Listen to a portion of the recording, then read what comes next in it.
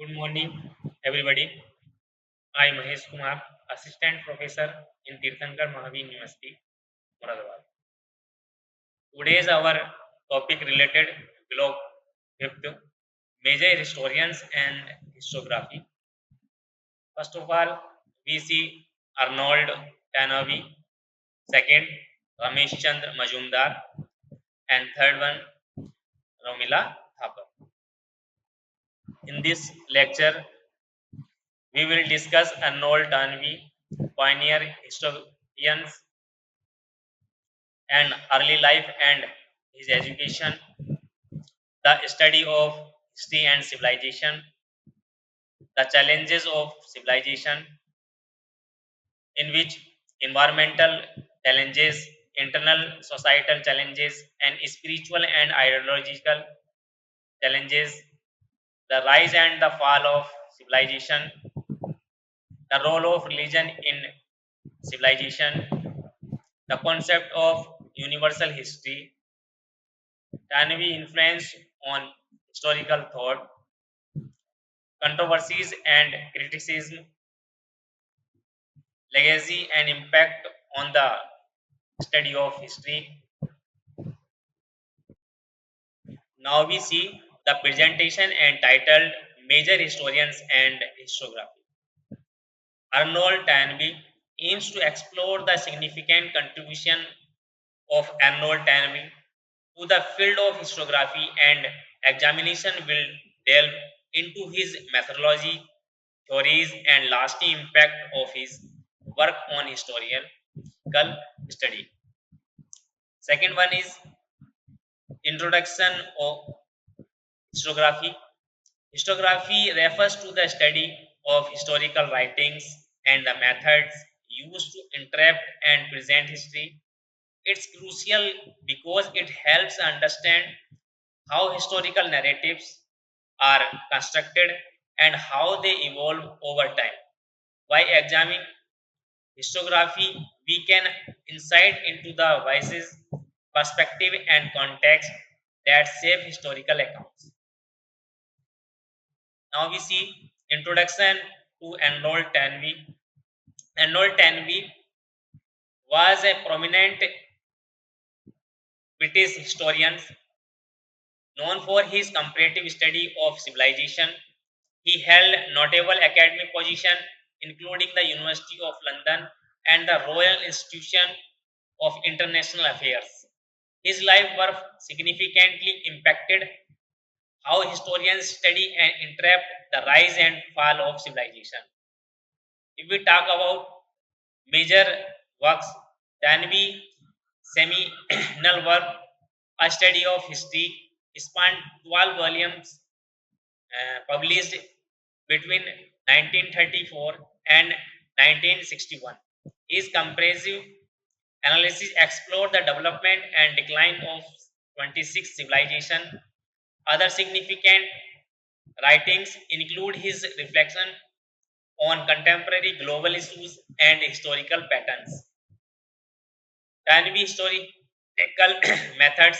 Tanvi approach centered on the comparative study of civilization. He focused on understanding the cycling nature of civilization, emphasizing the challenge and response theory. According to Tanvi, civilization rise of overcoming challenges and decline when they fail to respond effectively to new challenges. Now we see challenge and response theory. Tanvi challenge and response theory posit that civilization emerge a response to significant challenges. Their success or failure depends on how effectively they respond. For example, he discussed how ancient Greek thrived and responding the external threat, but actually declined to the internal weakness. Now we see the cycle of civilization. Then we identified the life cycle for civilization comprising four stages: genesis, growth, breakdown, and disintegration. This cycle viewing contrast with linear historiographical perspective and highlights their current nature of civilization development and decline. A diagram can usually represent these stages. Now we see Tanvi versus Splinger. Comparing Tanvi and Splinger, another influence historians reveals main difference. While Splinger viewed history as a linear procession towards decline, Tanvi saw it as a series of cycles. Their contrasting view of historical patterns have sparked considerable debate among scholars. Now we see criticism of Tanvi's work. Tanvi work faced criticism for being overly deterministic and Uranist. Some historians argue that his approach lacked empirical rigor and oversimplifies a complex historical process. Tanvi responded by referring his theories and addressing specific critics, emphasizing the importance of his comparative methodology. Now we see Tanvi influence. Despite the criticism, Tanvi works has had a lasting impact on historiography and popular historical thought. His comparative approach and focus on the rise and fall of civilization have influenced numerous historical and scholars. His ideas continue to the relevant in discussion about historical pattern and the future of civilization. Now we see case study. The decline of Roman Empire. Tanvi applied his theories to various historical examples, including the decline of Roman Empire. He urged that Rome's inability to adapt to internal and external exchanges and challenges led to its eventual downfall. His analysis provides a detailed examination of the factors contributing to Rome declines, listing his challenges and response theory. Tanvi and modern civilization. Tanvi theories can also be applied to contemporary civilization by examining modern society through the lens of Tanvi framework. We can identify parallels and potential challenges that might influence their future. His work encourages a reflective approach to understanding current global issues. Now we see Tanvi's later years. In his later years, Tanvi continued to write a engage with contemporary issues. He published significant works such as Mankind and Mother Earth, which reflected on the future of human civilization. His later writings demonstrate his ongoing commitment to understanding historical process and their implications for future. Now we see Tanvi influence on other historians. Tanvi works has influenced many historians and scholars. Notable figures such as William Neal and Samuel Huntington have drawn and Tanvi ideas in their own study on civilization. His comparative methodology and focus on historical patterns have left a lasting legacy in field of history. Historiographical debates. Tanvi plays in historiographical debates, lighting his contribution to 20th century historical thinking. His comparative approach and cyclical views of history challenges revealing linear narrative and encourage a broader understanding of historical process.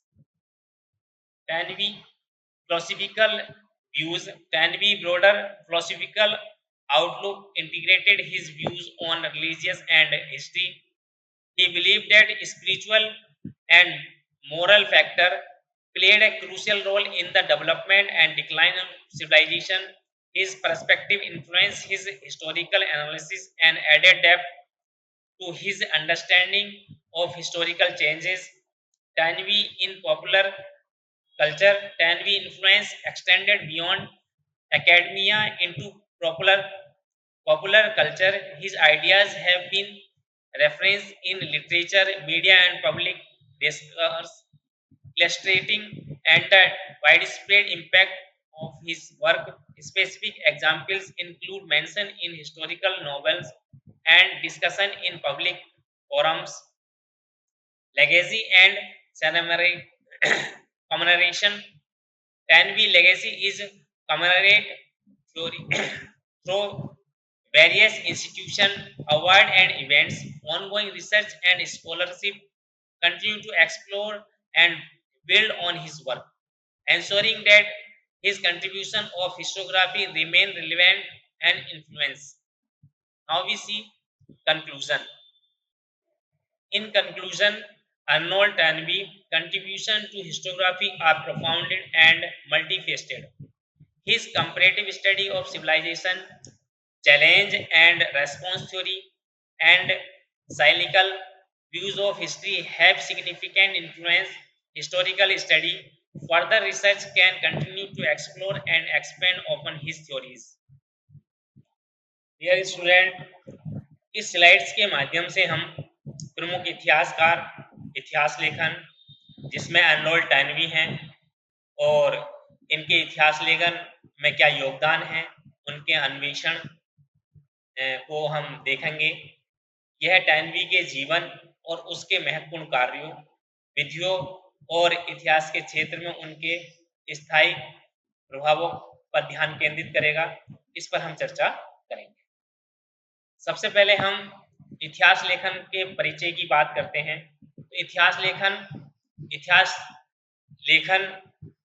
और उसकी विधियों का अध्ययन, जिनका उपयोग इतिहासकार अतीत की व्याख्या और उसको प्रस्तुत करने के लिए करता है।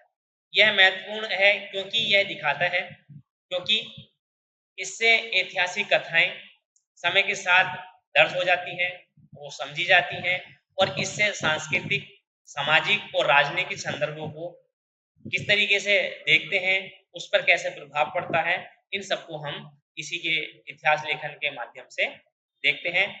और इतिहास लेखन की जांच करके हमें यह समझ उत्पन्न हो जाती है कि हम इतिहास की व्याख्या किस प्रकार से करें, इतिहास को किस तरीके से एक सही आकार प्रदान करें जो कि पूर्व ग्रह से जो है प्रेरित ना हो।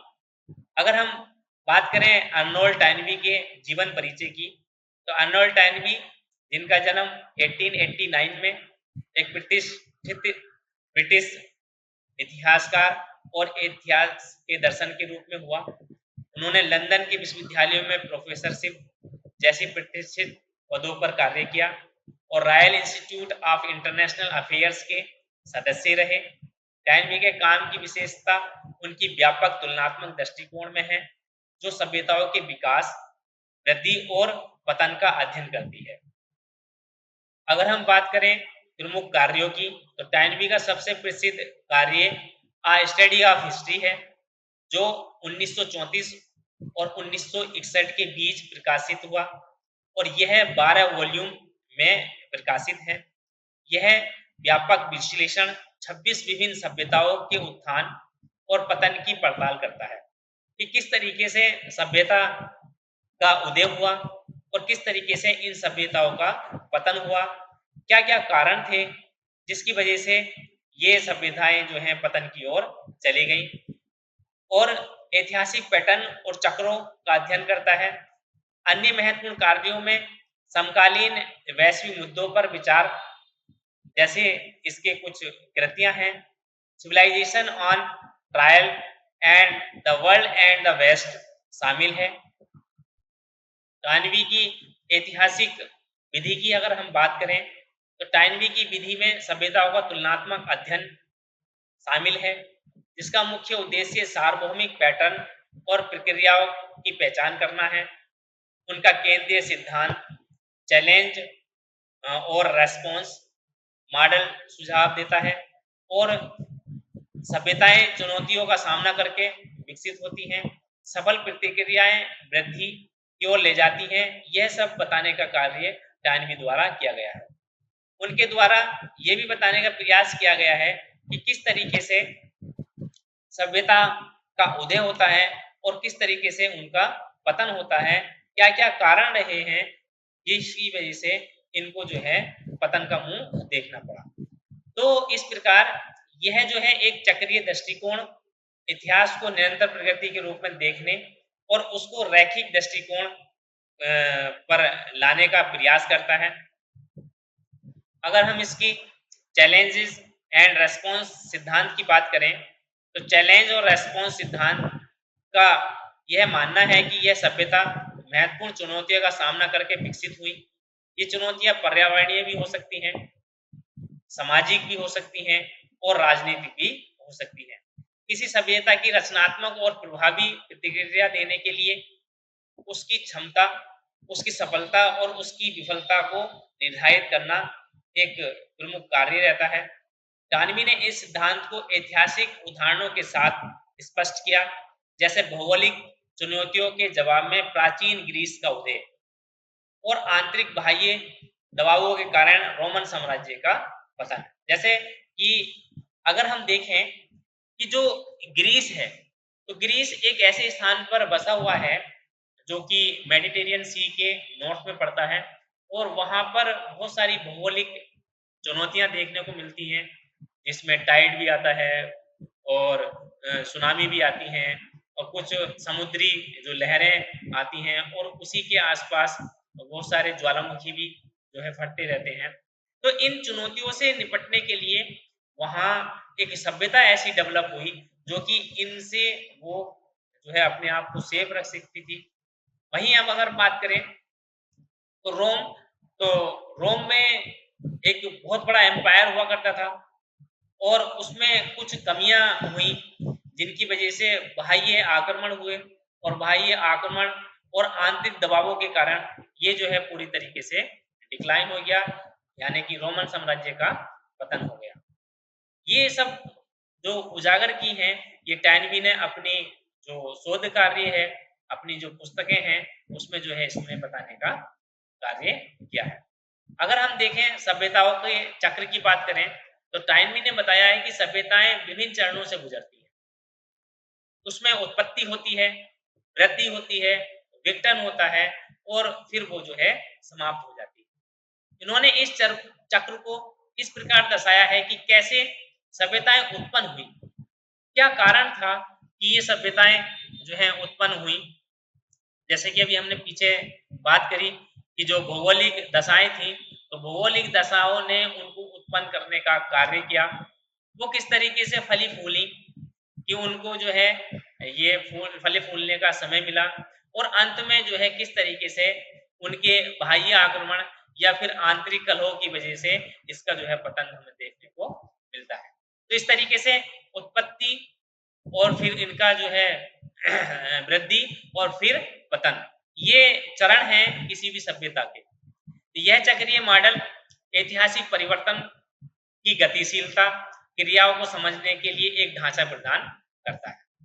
अगर हम बात करें कि टैनवी बनाम स्पेंगलर कि ये किस तरीके से एक दूसरे से डिफरेंट व्यूज रखते हैं, किस तरीके के जो है सिमिलैरिटी इनमें जो है पाई जाती है, तो अगर हम देखें टैनवी के विचारों की तुलना मुख्य रूप से इतिहासकार ऑसवाल्ड स्पिगलर से की जा सकती है, जबकि स्पिगलर भी इतिहास को चक्रीय रूप में देखते हैं। उन्होंने माना है कि सभ्यताएं अनिवार्य रूप से पतन की ओर जाती हैं।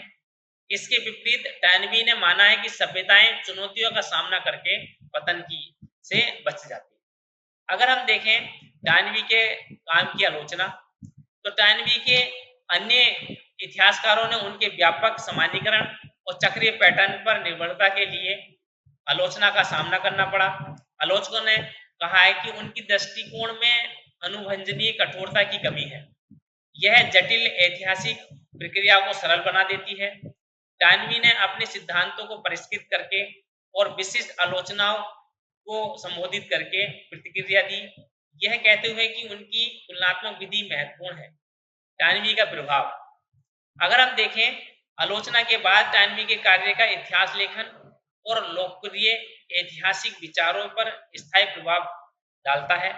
उनका तुलनात्मक दृष्टिकोण और सभ्यता के उत्थान और पतन पर ध्यान देने ने कई ऐतिहासिककारों और विद्वानों को प्रभावित किया।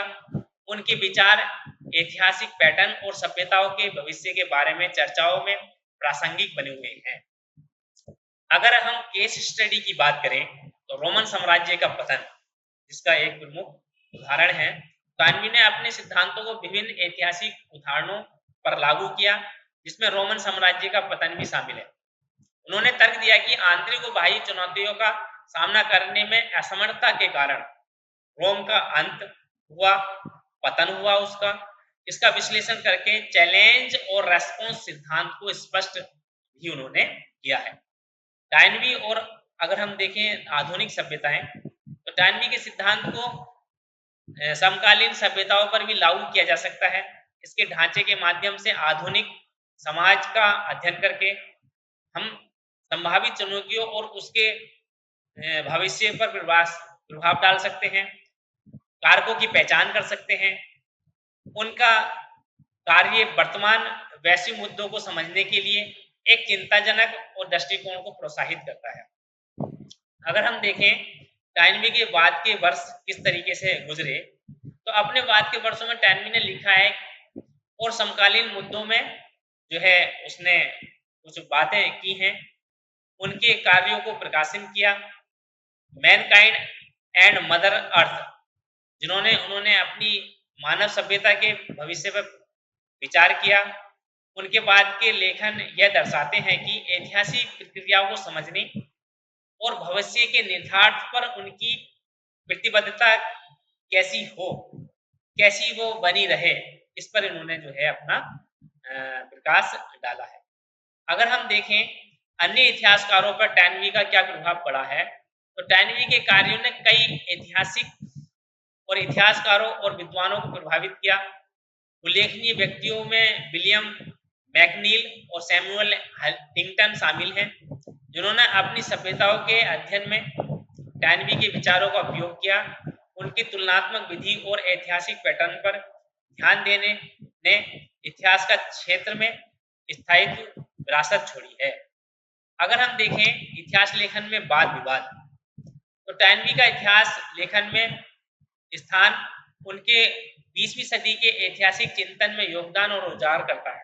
उनका तुलनात्मक दृष्टिकोण और इतिहास का चक्रीय दृष्टिकोण प्रचलित रैखिक कथाओं को चुनौती देते हैं और ऐतिहासिक प्रक्रियाओं की व्यापक समझ को प्रोत्साहित करते हैं।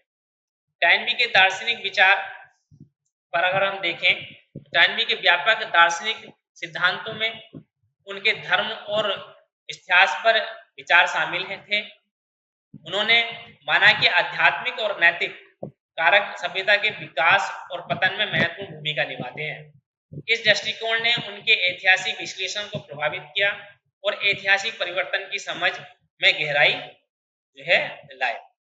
अगर हम देखें लोकप्रिय संस्कृति में टॉयनबी किस तरीके से अपने आप को रिप्रेजेंट करते हैं, टॉयनबी का प्रभाव शैक्षणिक क्षेत्र से परे लोकप्रिय संस्कृति में भी फैला हुआ है। उनके विचारों का साहित्य, मीडिया और सार्वजनिक चर्चा में उल्लेख किया गया, जो उनके कार्यों के व्यापक प्रभाव को दर्शाता है।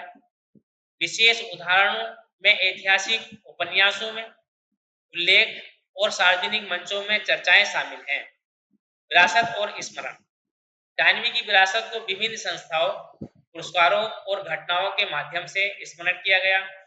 चल रहे अनुसंधान और छात्रवृत्ति उनके कार्य का अन्वेषण और निर्माण जारी करना रखते हैं, यह सुनिश्चित करते हुए कि इतिहास लेखन में उनके योगदान प्रासंगिक और प्रभावशाली बने रहे, इस पर वो डिस्कस करते हैं। तो इस तरीके से अगर हम देखें तो ये टॉयनबी का अपना एक विचार है, जिसमें इन्होंने सभ्यता का कैसे उदय हुआ, किस तरीके से उसका पतन हुआ, क्या क्या चैलेंजेस आए, इस पर सब पर ये अपना जो है शोध कार्य किया। इन्होंने उस पर बहुत सारी पुस्तकें लिखी, जिनका आगामी इतिहासकारों ने जो है अनुसरण किया और इतिहास लेखन में अपना योगदान दिया।